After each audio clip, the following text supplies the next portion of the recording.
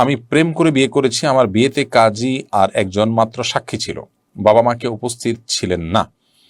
আমার বিয়ে হয়েছে কিনা, এক সাক্ষী থেকে বিয়ে শুদ্ধ হয়? জাকাতের টাকা উন্নয়নমূলক কাজে ব্যবহার করতে পারবো কিনা? জাকাতের টাকা সামাজিক উন্নয়নমূলক কাজে ব্যবহার করার কোনো সুযোগ নেই, তবে ব্যক্তির উন্নয়নমূলক কাজে ব্যবহার করার সুযোগ আছে যদি তিনি গরিব অভাবী জাকাতের হকদার হন।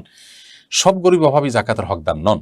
জাকাতের হকদার হওয়ার জন্য শরিয়ার জাকাতের হকদারের যে ডেফিনেশন দিয়েছে, ফুকারা এবং মাসাকিন এর যে সংজ্ঞা দেওয়া হয়েছে, তার আওতা যদি পড়ে তাহলে সেই ব্যক্তির উন্নয়নের জন্য, তার আর্থিক উন্নয়নের জন্য আপনি জাকাতের টাকা দিয়ে কোনো উদ্যোগ গ্রহণ করলেন, তাকে কোনো একটা উপার্জনের মাধ্যম ধরিয়ে দিলেন, ব্যবস্থা করে দিলেন জাকাতের টাকা থেকে, এটার মালিক তিনি হয়ে গেলেন, তাহলে সেক্ষেত্রে এরকম উন্নয়নমূলক কাজে আপনি জাকাত ব্যয় করতে পারবেন। কিন্তু আপনি সামাজিক উন্নয়নমূলক কাজে জাকাতের টাকা যদি ব্যয় করতে চান, আপনি রাস্তা, কালভার্ট ইত্যাদি নির্মাণ করলেন, কোনো টিউবওয়েল বসালেন যেটাতে যে কেউ পানি পান করবে, তাহলে সেটা কিন্তু জায়েজ হবে না।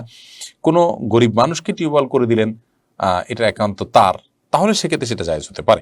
আমি প্রেম করে বিয়ে করেছি, আমার বিয়েতে কাজী আর একজন মাত্র সাক্ষী ছিল, বাবা মা কেউ উপস্থিত ছিলেন না। আমার বিয়ে হয়েছে কিনা, এক সাক্ষী থেকে বিয়ে শুদ্ধ হয়?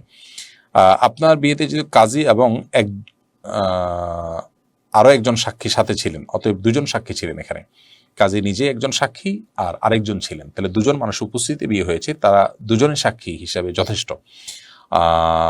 আপনি সাক্ষীর প্রশ্ন যদি করেন তাহলে এখানে সাক্ষীর যে সংখ্যা শরীয়ত ঠিক করে দিয়েছে বিয়ের জন্য দুজন পুরুষ সাক্ষী, সেটা এখানে পাওয়া গেছে, অতএব ইনশাআল্লাহ আপনার বিয়েটা বিশুদ্ধ। তবে সন্দেহাতীতভাবে বিবাহ বহির্ভূত সম্পর্ক করে বিয়ে যে করেছেন সেটা নিন্দনীয়, সেটার জন্য আল্লাহর কাছে আপনার ইস্তেগফার করা উচিত, গুনাহ জন্য তওবা করা উচিত, এবং বাবা মা ছাড়া, অভিভাবকদেরকে ছাড়া বিয়ে করেছেন, সেটা আরেকটি অন্যায় কাজ আপনি করেছেন। কারণ আল্লাহ রাব্বুল আলামিন কোরআনে কারিমে অভিভাবকদের নির্দেশ করেছেন, ওয়া আনকিহুল আয়ামা মিনকুম ওয়াস-সালিহিনা মিন ইবাদিকুম ওয়া ইমাইকুম। আল্লাহ অভিভাবকদের নির্দেশ করেছেন যে তোমরা তোমাদের অধীনস্থদেরকে বিয়ে দাও। তার মানে বিয়েটা অভিভাবকদের মাধ্যমে হওয়াটাই হলো কোরআনের নির্দেশ, সেটা আপনি লঙ্ঘন করেছেন।